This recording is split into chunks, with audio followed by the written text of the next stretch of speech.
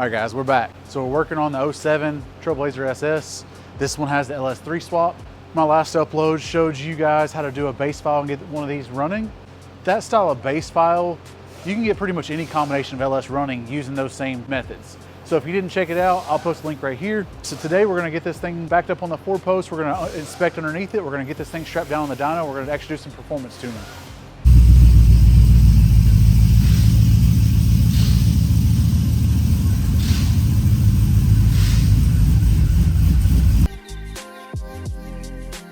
So let's go into the SS. So first and foremost, this thing is 2-wheel drive. So before anybody leaves me some weird ass comment about me strapping an all-wheel drive truck down to the dyno, this is in fact 2-wheel drive.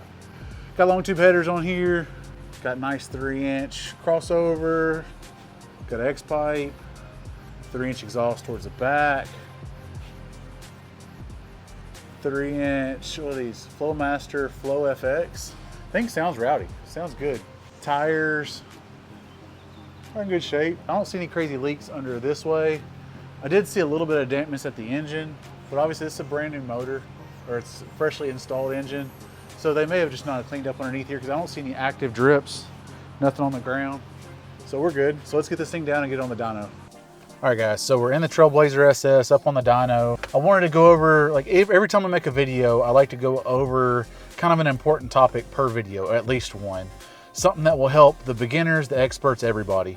So the next one that I want to talk about is going to be the zone boundaries for your virtual volumetric efficiency table. Right now in the background, I've actually got copied one of my 6.2 Truck Norris VE tables. What I want you to do is we're going to go to Edit, Virtual Volumetric Efficiency, and we're going to click this Show Zone Numbers.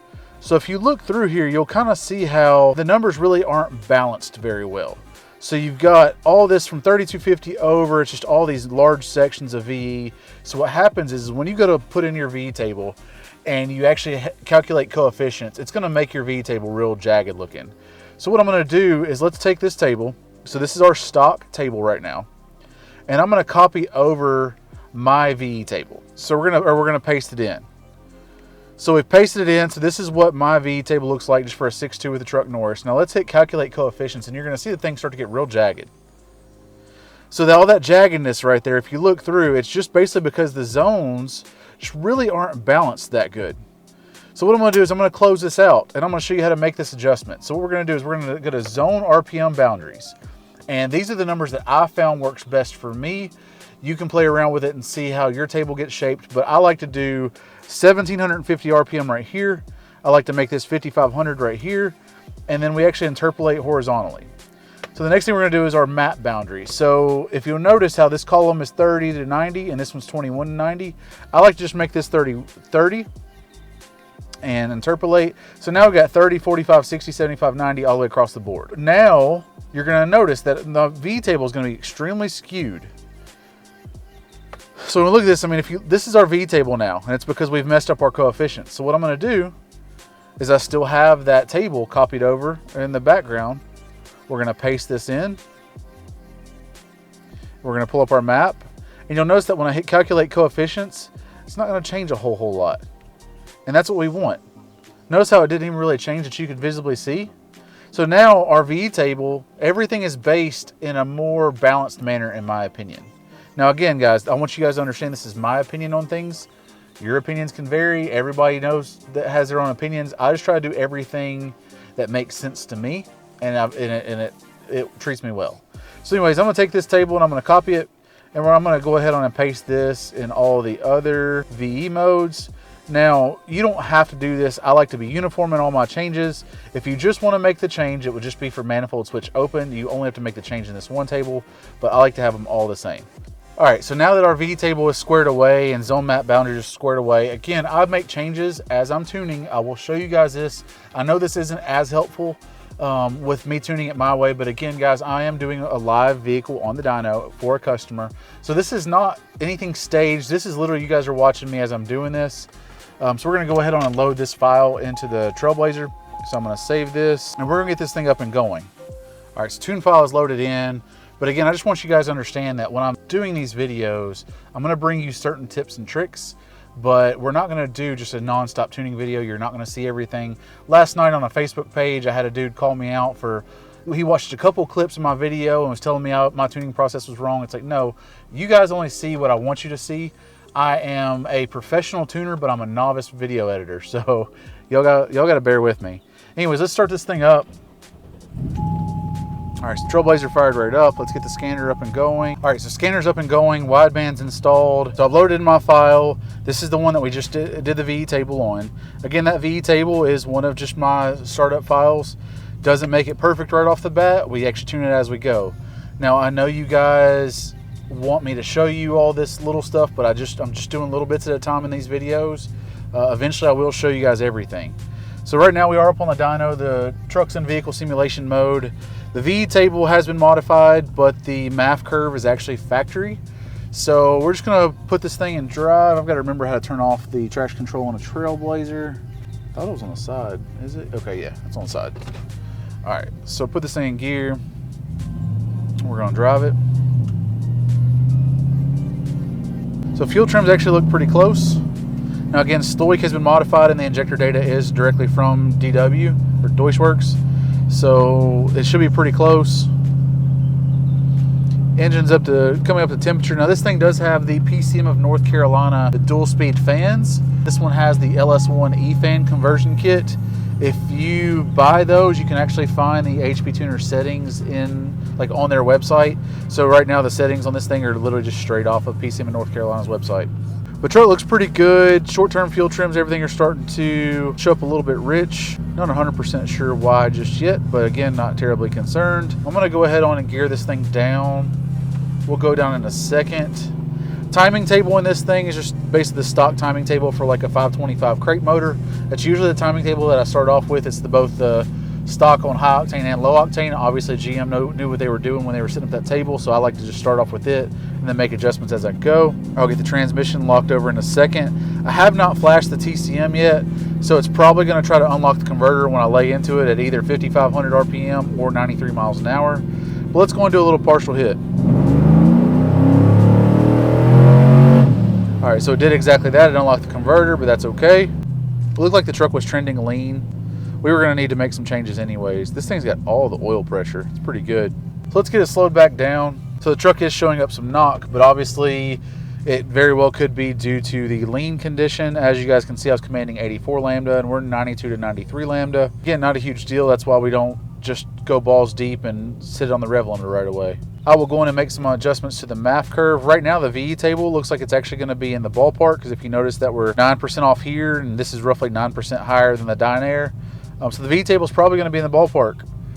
So I will make the MAF adjustments, and yeah, that's the only change we're going to make for right now. And I'll make the change to the TCM. So I've showed you guys already, but to make the change to the TCM, if you're on the dyno, or if you need the VCM scanner to actually hold it, you're going to go to Trans General, and you're going to make this just over what your rev limiter is. So I'll make it 7,000, and I'll just call it 200 miles an hour. As far as the MAF curve goes, this one does have the split MAF. So in my scanner, which I will show you guys real quick, actually that's a good little thing I can show you. So when I'm doing my histogram, I'm going to right click. In order to do this, all you got to do is, I'm gonna copy this just to make sure I get it right. But say you want to do EQ error high. So we're going to EQ error high versus MAF, and this is a table that I created. The parameter is going to be the EQ ratio error. And then to do the filtering to where it only does from 5,800 hertz and above, you would just click new variable, and you click parameter. You can just type in mass, and you'll see mass airflow sensor frequency. So you would just double click that, and then obviously it would fill in right here. The unit would be hertz, and you would hit OK.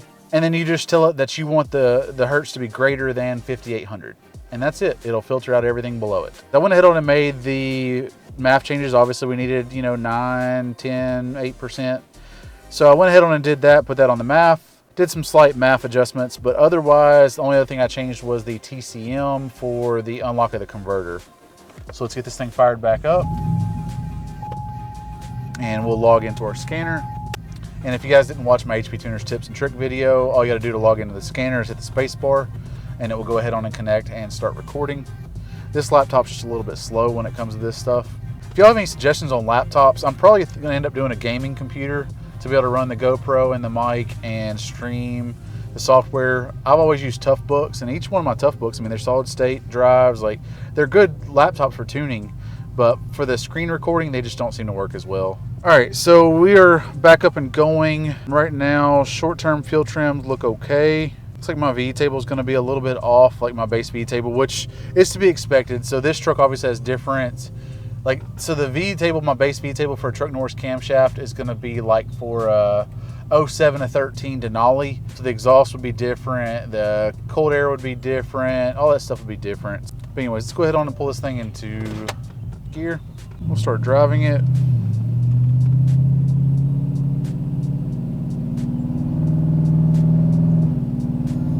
Now the trans, all that stuff is all factory, aside from the TCM change that, or the change that I made to allow me to hold lockup. So let's go and get down in the second gear.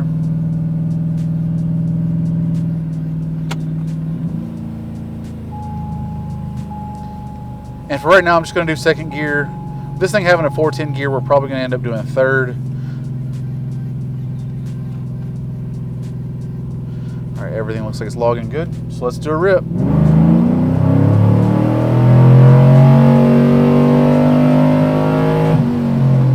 I'm going to go ahead on and shut it down. Stop the data log. Still showing up some knock. Still a little bit lean on tip in. Got kind of a weird little something going on right here.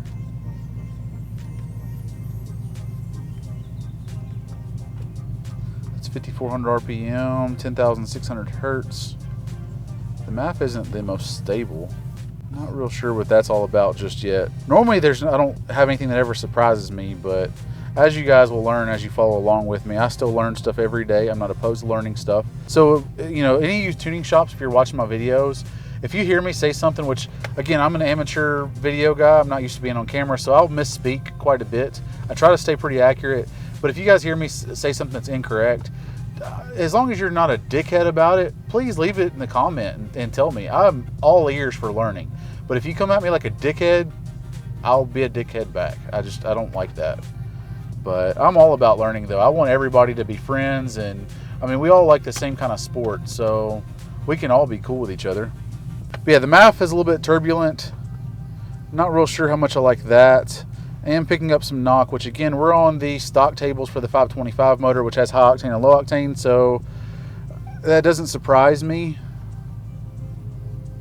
So as of right now, I don't really understand why we're getting this weird little flare. So I guess all we can do is let's go ahead on and make the changes that we know are needed, and we'll see if this little flare right here comes out of it. So I'll start adding some fuel. So I'll start making changes on the MAF. I'm not making any VE changes right now. Right now we're basically MAF only, and then I'll make VE changes. But I mean, so far it looks like the VE is actually pretty close to being spot on. If you guys aren't watching what I'm doing, I've got the MAF. This is live data from the MAF in grams per second. This is live data in Dyno, which dynamic airflow is the final say-so for fueling. So essentially what I want is I want all three of these numbers to actually coincide together and be accurate. So VE actually is probably going to be a little bit off too. It actually looks a little bit light, but we'll straighten that up as we go. So anyways, I'm going to go ahead on and make these changes to the MAF curve again, and we'll come back and we'll do another rip. All right, so MAF changes have been made. Everything's looking good so far. We're probably one vehicle simulation pull away from actually doing some dyno pulls. I just want to just double check the data and make sure everything looks good. Trailblazer SS's, especially the E38 ones, sometimes they'll need some injection timing adjustments. So right now I'm running just the injection timing as what like a stock LS3 would. Sometimes I have to go back to where they were. Sometimes I even try the Chevy SS tables. You just gotta kind of play around with it. There's a lot of guys that have theory behind injection timing, but I'm not the type of person that I don't want to develop a theory about it. I just want to give it the thing what it wants. And usually amongst the three factory tables that I would attempt to use, one of them will make the most power. So we're gonna go ahead on and pull this thing back down in a second.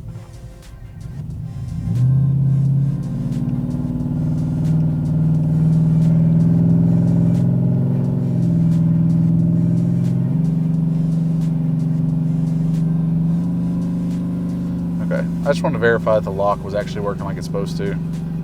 It's just really soft, so I'm gonna put some more pressure on it. Let's do a pull. I'm gonna start the rear camera. Let's let her rip.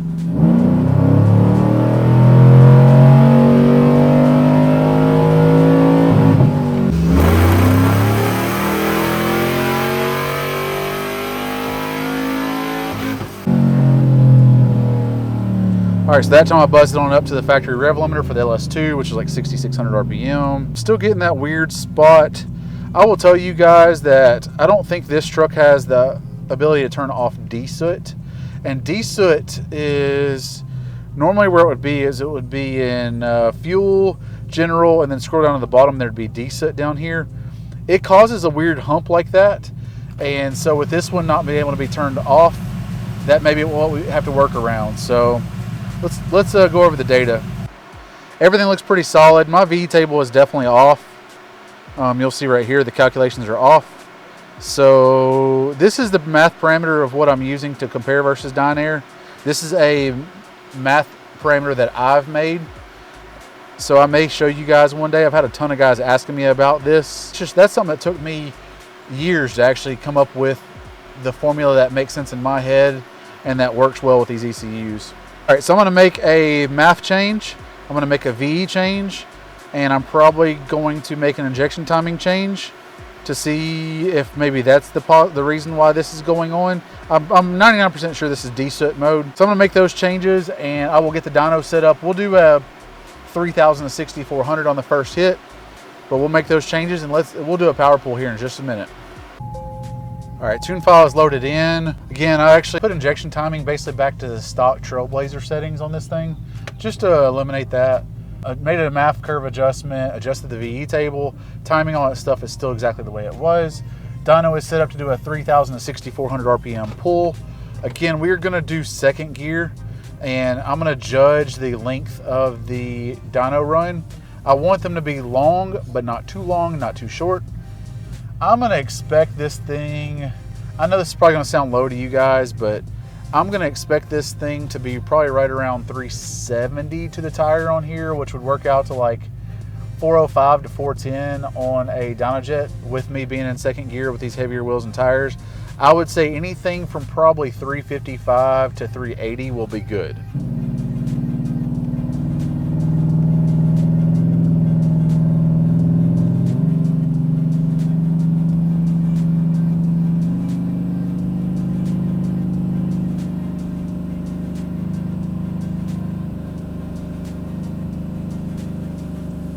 Trying to listen for the converter. It just doesn't hit very aggressive.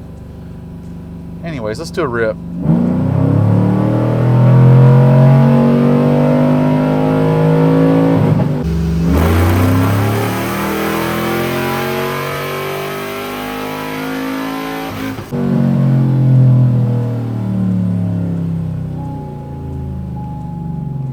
Converter definitely works. It's just I've got PWM turned all the way up. It's just, the truck has a new converter, but I'm not sure which brand it is or anything. So right away you're going to notice that Dyno, MAF, and VE are getting pretty close on air fuel ratio. But again, we still have that same spot. It's definitely got to be desoot mode.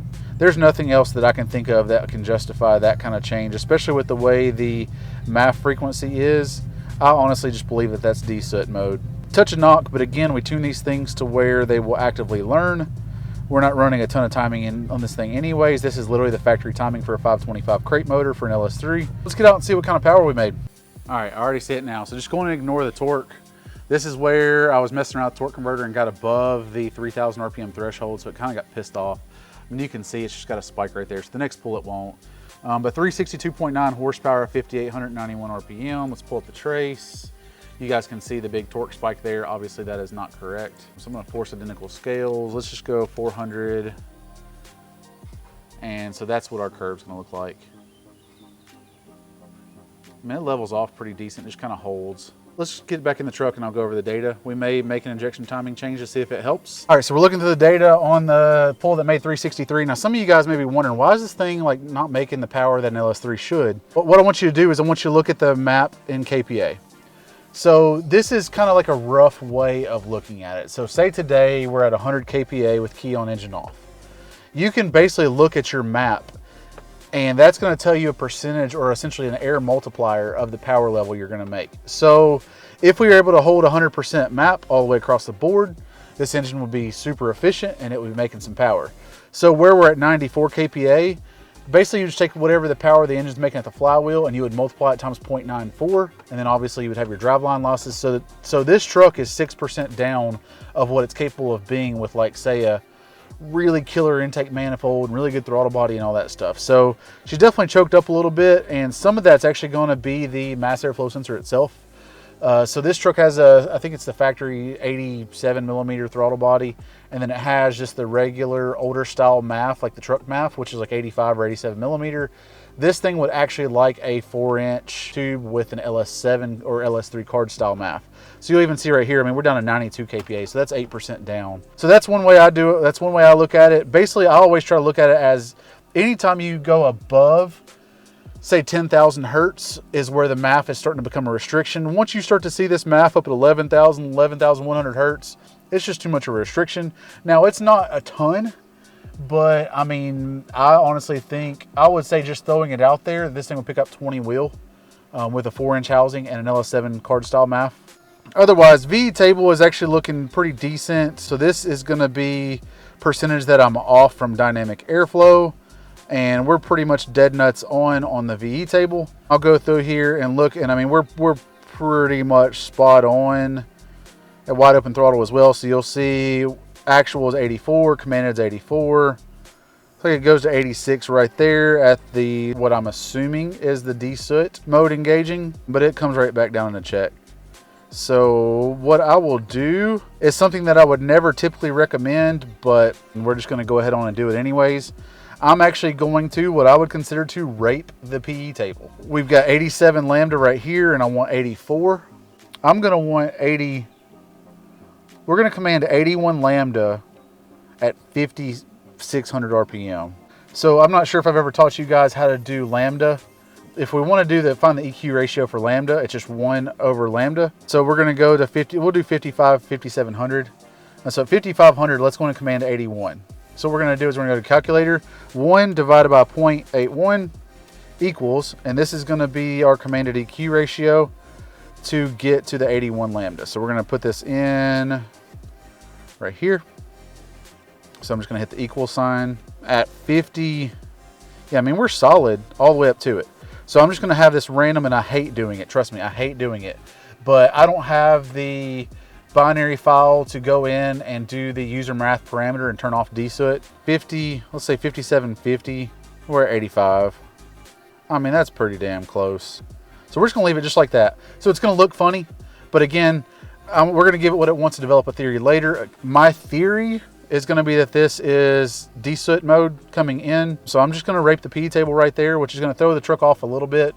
But otherwise, I mean, maybe some of you other experienced tuners, again, I've been doing this for 17 years, but I've never really found a workaround for desoot mode without going into user defined parameters and physically turning it off. So again, it's not active on this one. So I'm just going to fudge it right there and hope for the best. So everything else looks good. Basically what I'm looking for is I'm looking to target just 84 across the board.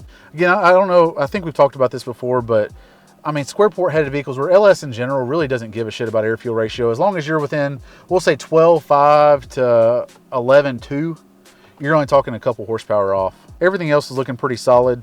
So we're gonna make that single change. You guys can see my IAT retard's pulling 2.2 degrees. So that's why, I mean, this thing, if intake temps was down, this thing would have some timing in it. It would definitely be happy. I think that's the only change I'm gonna make, honestly. So let me load this change in here, and we'll do one more pull, and I'll make sure it's a clean power pull where I start below 3,000. That way we don't get that big torque curve or torque spike, and we'll go from there. Actually, what we're gonna do is we're gonna go ahead on and test some injection timing theories. Again, I'm just gonna give it what GM says to give it. I'm not gonna try to put together, I mean, the guys that like this, the whole injection timing thing is just one of those things where it's like, who knows what's actually going on. I think there's a handful of guys that have developed their theories on it, but again, I just give this thing what it wants. So all I've done is I put a GM 525 crate motor tune in the background. I've made its changes, so I'm going to load that in, and then so we'll see if the power changes on it. Another thing I will tell you guys, I'll just want to let you have a little bit of a trick. So this normal EOI target adder on LS3 stuff, usually above 154 degrees actually wants 130, but actually, well, let's leave it at 110 for right now. We'll load it in at 110, and then I'll make the change to 130, and we'll see if it picks up any power. Okay, tune file has been loaded in. Again, this is the one where I just raped the PE table right in the spot where I believe it's desoot mode. We changed injection timing to the stock LS3 525 crate motor settings from GM. I'm anticipating this thing will actually losing a little bit of power with those settings. So we'll just check it and see. If it gains with these settings, then I'll make the change to the EOI and we'll see if we can pick up some more. If it loses with these settings, then we'll go back to the Trailblazer SS settings and then I'll move the EOI and we'll try that one. So we're gonna go second gear again. I'm kind of happy with the length of the pulls. They seem to be okay. All right, converter's locked. Let's do a rip.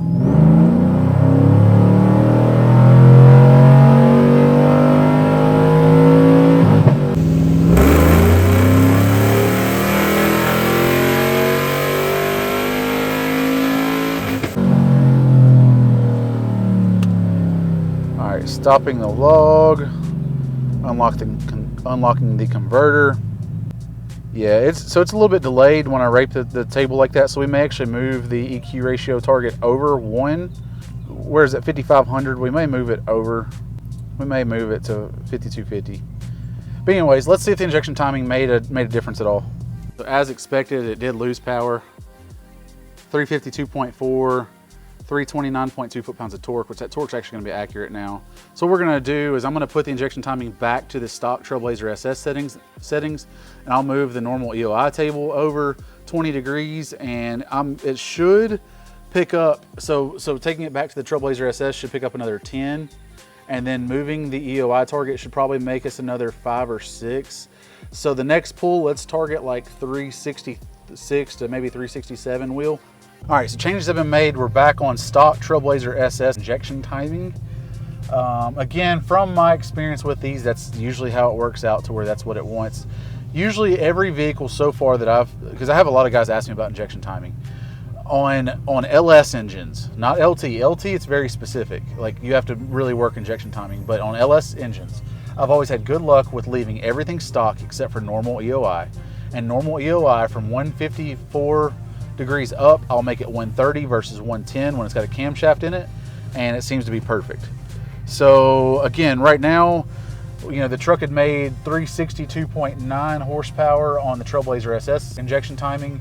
Obviously we lost like 10 horsepower on the 525 crate motor injection timing.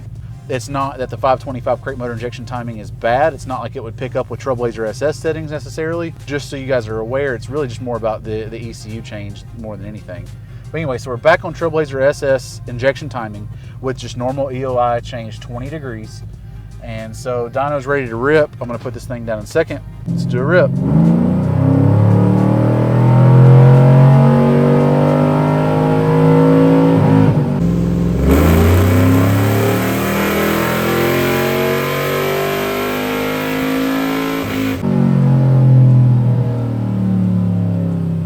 All right, so everything looked good. Kind of got rid of that. So even though the EQ error goes off of that, where the desip mode is, we've got a pretty flat air fuel ratio curve. Like I'm totally cool with it going down to 82 lambda, right around that peak torque area, and we're just chilling at 84 the rest of the way. So let's get out and see if moving EOI helped at all. All right guys, so that didn't really pick up either. 354.7, 331 foot-pounds of torque. So as you guys can see, injection timing is kind of lame.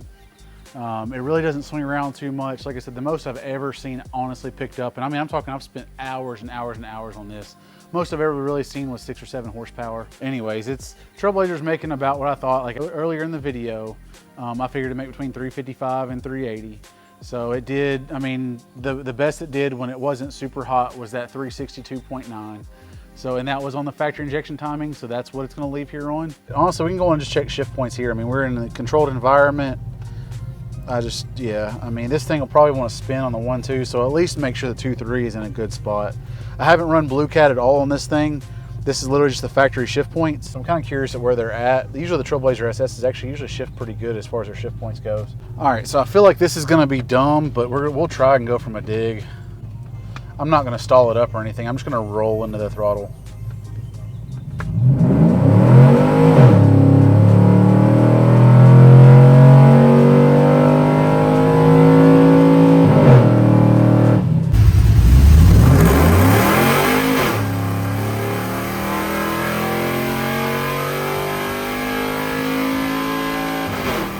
Hit the rev limiter on the 2.3 with stock shift points.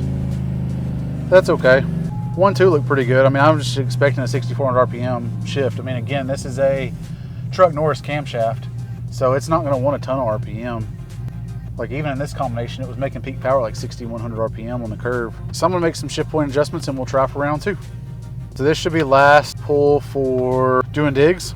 I went ahead on to use the Blue Cat tool. If you guys haven't seen me use that before, I've showed it a bunch in videos, but it looked like the shift, it looked like we needed like 1 more mile an hour on the white 1.2, and then like down like I think it was almost 2 miles an hour on the 2.3. That should get us in the ballpark. Everything else looks good. I am going to take this thing out on the street and I'll finish dialing in the closed loop stuff and the bottom end of the V table and things. So again, I'm just going to roll into it.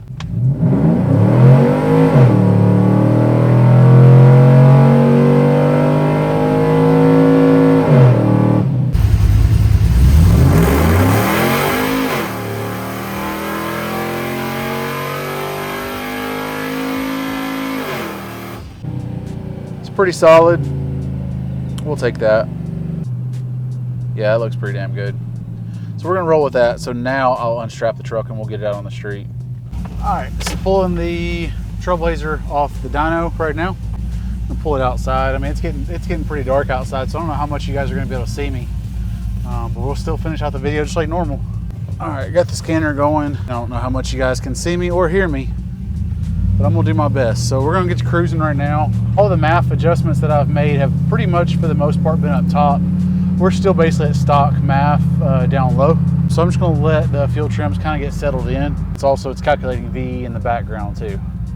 So by the end of this test drive, like even if y'all don't see it, by the end of this test drive and before the customer picks it up, all fuel trims will be within, you know, a couple percent plus or minus on the MAF side and the VE side, and that's where it's going to stay. So I know you may see some excessive or slightly excessive trims now. Just understand, I don't let shit go like that. I've had some comments from other tuning shops. Yeah, but basically what I think they're trying to do is I think they're trying to make me look bad, so that way maybe guys won't follow me. But hate it for them. They're not going to make me look bad. Again, I don't show you guys everything.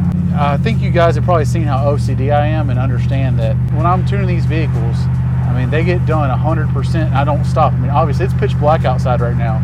Like I could have went ahead on and gone home and drug this thing out a little bit more, or I could have just really quickly ran through it, not made a video. I've got to finish everything to the best of my ability always, whether it's my videos, whether it's tuning.